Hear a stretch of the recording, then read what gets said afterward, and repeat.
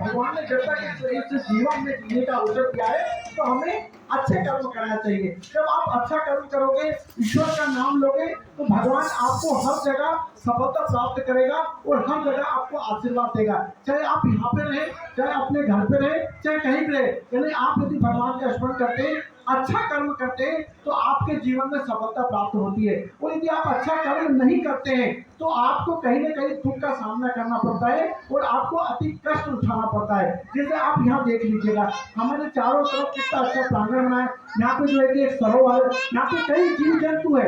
हम इन जीव जंतु की हत्या करते हैं, इनको मारते हैं, इनको कष्ट पहुंचाते हैं, तो आपको पता होना चाहिए, कहते हैं बच्चे जो है कि और जो जीव जंतु तो बोलते नहीं है, लेकिन आपको पता होना चाहिए उनकी आत्मा से जो है कि श्राप निकलता है कि मुझे निर्दोष को आप जो है कि मार रहे हो, आपको भी इसका फल प्राप्त होगा। जिस प्रकार महाभारत का युद्ध हुआ था, जब समाप्ति का समय आया तो धृतराष्ट्र ने भगवान श्री कृष्ण से पूछा कि हे बताओ माधव, मैंने ऐसा कौन सा अपराध किया था जिसके कारण मेरे 100 पुत्र खत्म हो गए। तो भगवान श्री कृष्ण ने कहा कि युधिष्ठिर जी आप एक काम करो, युधिष्ठिर जी कि आप अपनी 49 योनियों का पता करो कि आपने कितने अच्छे कर्म किया था।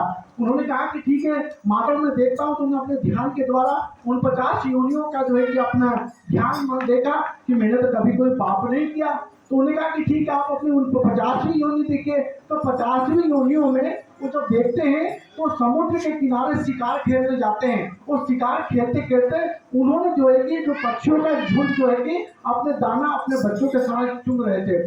चुनने के बाद में वो एक राजा थे भाई, राजा होने के कारण उन्होंने अपनी जाल निकाली और जाल उन पक्षियों के ऊपर डाल दिया जिनमें उनके बच्चे और परिवार था। उन 100 पक्षियों की आत्मा ने जो है कि वहां पे प्राण त्याग दिए और उन्होंने बदुआ दी कि जिस प्रकार आपने हम निर्दोष को बगैर किसी कारण के हमारी हत्या करिए, हम आपको श्राप देते हैं कि एक दिन आपके 100 पुत्र इसी प्रकार नष्ट होंगे।